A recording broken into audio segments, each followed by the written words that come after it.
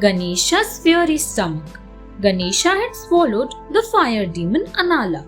Unfortunately, the demon started troubling his stomach.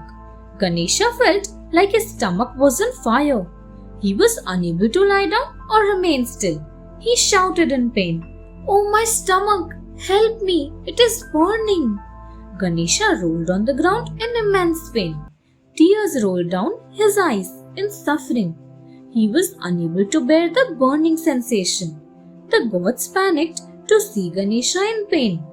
"We must put out the fire quickly, or else he will die." Some poured cold water on his stomach. A few brought icy cold water for him to drink. Moon said, "I have a cool nature. Let me soothe him." But nothing worked. Someone called the water god Varun. He poured the cool Ganga water on Ganesha's stomach, but Ganesha's suffering continued.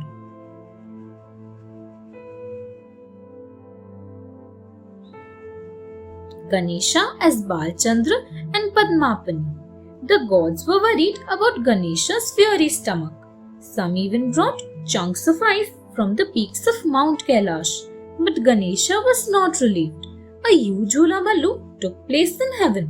A few goddesses also came forward to help. They brought milk, curd, sandalwood powder paste, cool clay, and even turmeric, but nothing helped.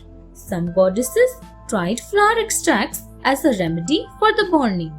Legend has it that Indra brought the crescent moon and placed it on Ganesha's stomach, thus giving him the name Balchandra.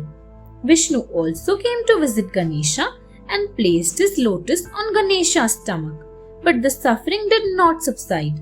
Ganesha is known as Padmapani after this instance.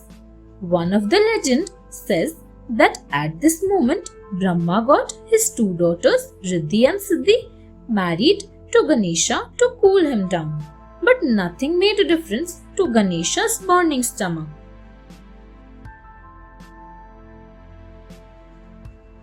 Durvagras cures Ganesha. A worried Shiva came forward to help his son. He pulled out his divine serpent and placed it over Ganesha's stomach. The holy powers of the serpent also didn't relieve Ganesha from the pain. Everyone was concerned now. The gods then called upon all the sages from the universe. In a short while, 80,000 sages came there. When they saw Ganesha suffering from the burning sensation and acting restless, they placed exactly 21 shoots of Durva plant and chanted sacred mantras. Immediately, the burning sensation stopped.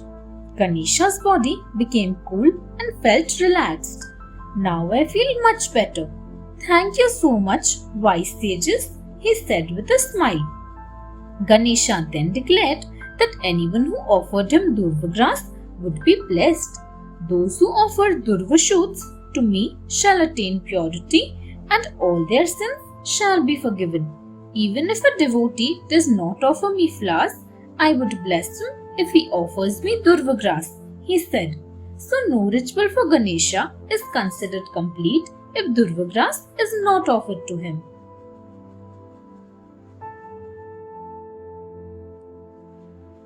The Brahmin's curse.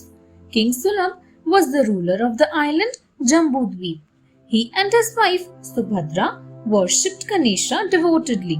Once a poor Brahmin arrived at King Sulabh's palace and begged the king to give him something to eat.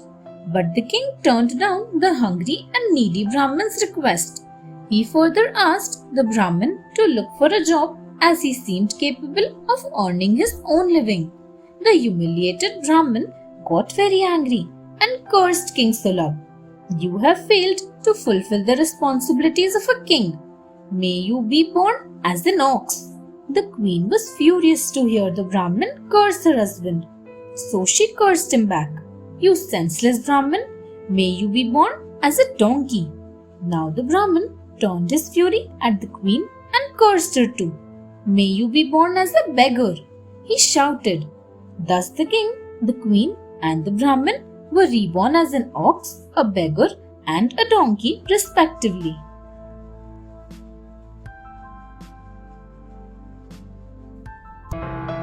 Thanks for watching.